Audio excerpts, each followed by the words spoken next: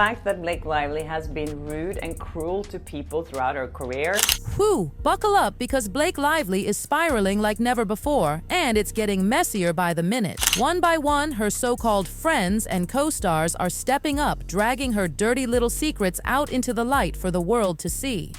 Anna, what does it mean to be working with Blake again? Oh, we're talking about you all day. Oh my God. Her once flawless reputation, yeah, it's bleeding out faster than a popped Hollywood Botox injection. The cracks she spent years hiding are now screaming louder than a TMZ headline. He was slamming Blake Lively and Ryan Reynolds. He basically said that they effed up. Now everyone's spilling tea on how Blake played puppet master behind the scenes. The same shady tactics she's now pulling against poor Justin Baldoni. And let's be real, no amount of I'm sorry or tearful Instagram posts is gonna clean this up. Hurt people, and Blake's been hurting plenty while flashing that fake as press on smile. She painted herself as Hollywood's golden girl, the down-to-earth mommy next door married to Ryan Reynolds, living the fantasy life. But honey, that act is officially dead and buried. And so the more time we got to spend with Blake Lively, the less we liked her. Blake in 2025? Girl, no one's buying your sweetheart nonsense anymore. That mask? Ripped off, torn apart, burned at the stake. If she's that dramatic in a release statement, she probably was even more dramatic in like just being the friend that supports your friend even when you know you're lying. And let's be honest, watching her fall from grace? Chef's kiss. It's like the universe finally decided, let's humble this diva a bit. Lawsuits are raining down like confetti at the world's saddest birthday party, and Blake's not going down alone. Oh no, she's dragging Ryan Reynolds and her PR wizard Leslie Sloan right down into the dumpster fire with her. It is just ridiculous, and it just feels so incredibly hypocritical. If there were a show called Hollywood's Biggest Legal Clown Show, Blake would be the star performer, with Ryan awkwardly clapping from the sidelines. Fast forward to April 2025, and the delusion has hit peak levels. Blake's team had one job: show a shred of decency in court, maybe just agree to a simple deadline extension like normal humans.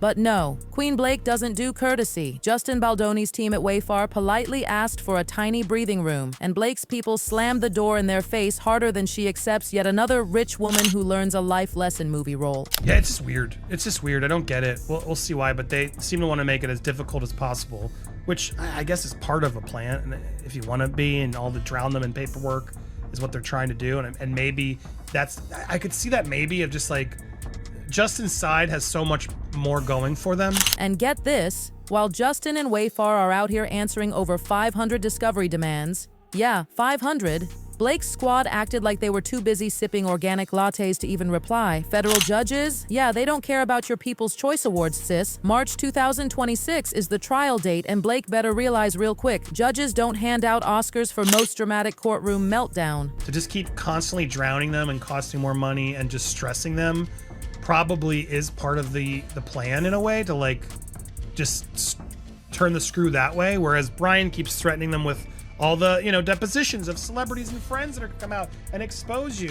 But Blake being Blake, of course it gets even worse. Welcome to round 2 of the Blake Lively Courtroom Circus, Petty Behavior Edition. Because if Blake's team excels at anything, it's being spectacularly petty. They could win gold medals if pettiness was an Olympic sport.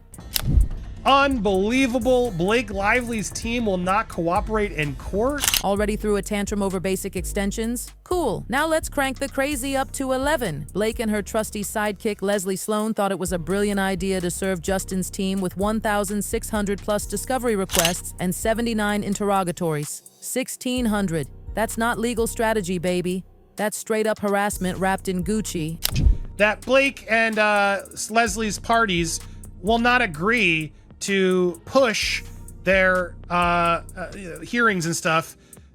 Basically, Wayfair was served with 31 different sets of interrogatories from the Lively Sloan parties. And oh, it gets even richer. After drowning Justin's lawyers under mountains of paperwork, more paperwork than Blake has Pinterest boards, they had the audacity to act shocked when Justin's team politely asked for a 30-day extension, just 1 month, and Blake's team said no. No reason, no compassion, just pure ego dripping off every word. They refused.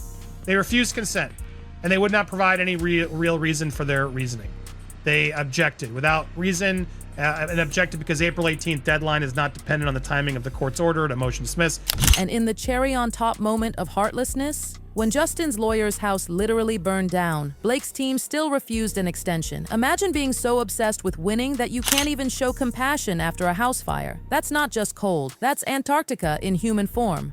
Blake Lively's team also refused to delay when Brian Friedman's house burned down, which a judge did ultimately agree to. Blake's team basically told them, tough luck, peasant, deadlines don't wait. And now the judge? Oh, he's looking at Blake's camp like they're toddlers fighting over crayons. Wayfar respectfully requested deadline extensions, but Blake's team said no, with zero logical reason. Just ego, just pure, messy ego. Blake Lively wasn't finished embarrassing herself. Nope. She had a full master plan lined up, ready to set her whole image on fire. Welcome to the Blake Lively School of Dirty Legal Games, where the motto is drown them in paperwork and pray no one notices you're losing. Experts are laughing at how desperate Blake's strategy is. She's not even trying to win based on facts. She's trying to financially strangle Justin Baldoni by filing endless motions and wasting everyone's time. Super empowering, right, Blake? And just when you thought she couldn't embarrass herself more, she dropped an 800-page motion. Yes, you heard that right, 800 pages.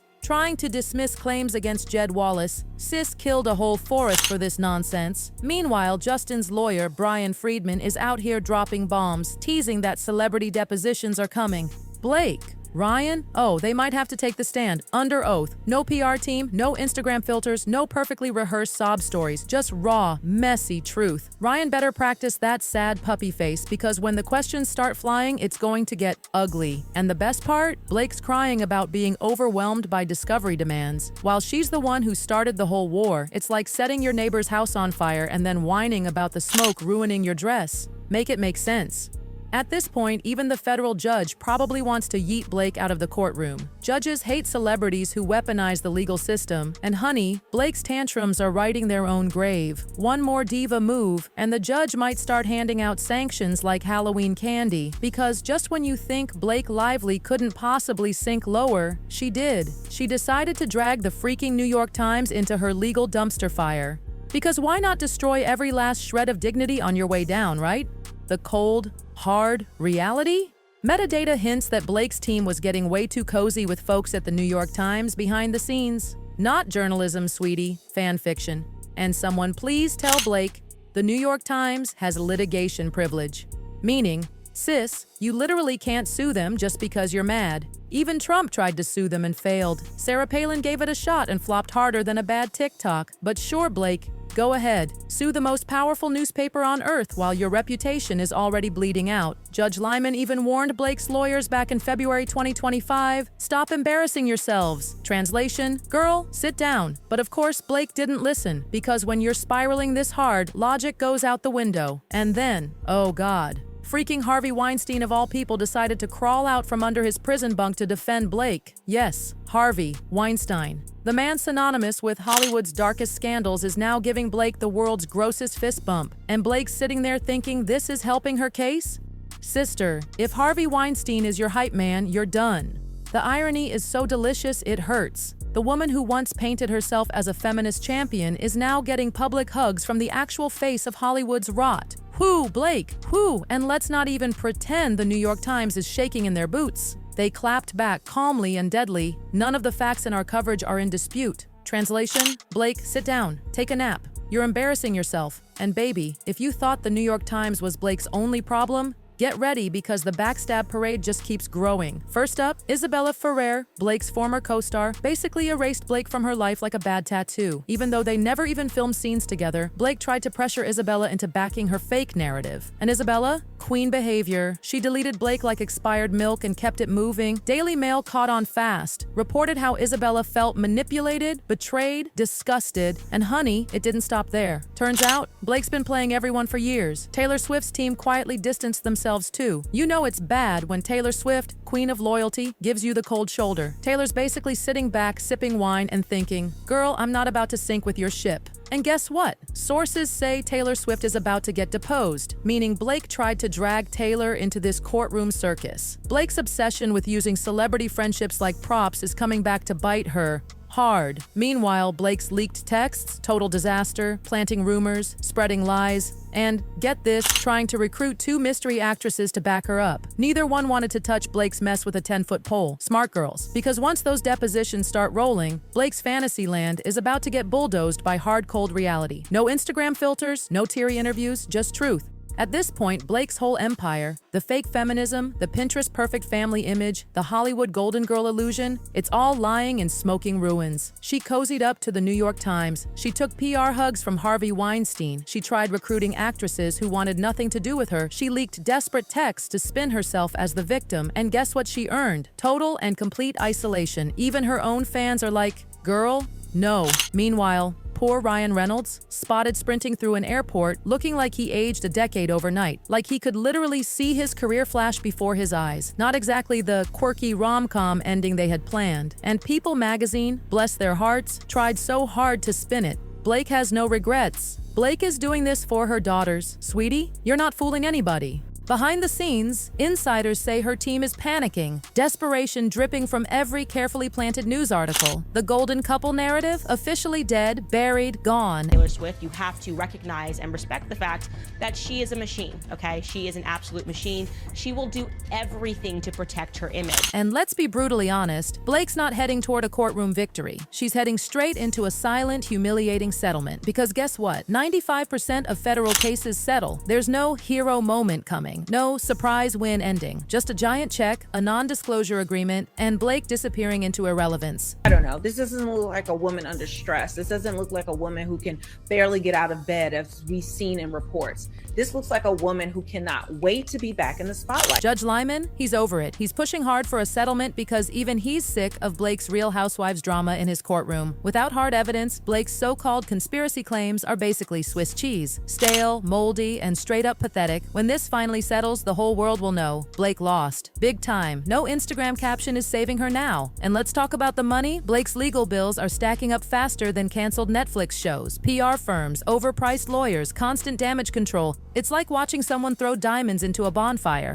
By the time this flaming PR disaster finally settles, Blake's once shiny America's sweetheart image will be nothing more than a tragic cautionary tale whispered in Hollywood bathrooms. Remember Blake Lively? Yeah, girl, yikes. I think it means that America Ferrara is no longer supporting Blake Lively. Because the real gag? Blake Lively tried to build her whole brand on fake vulnerability, fake relatability, fake empowerment. Every staged photo, every heartfelt interview was smoke and mirrors. And now, under real pressure, all of it crumbled. And Justin Baldoni, he's sitting back with a bucket of popcorn, watching Blake implode in real time without even lifting a finger. I had a intense year. This morning I sent a text message. I had anxiety. Why is that?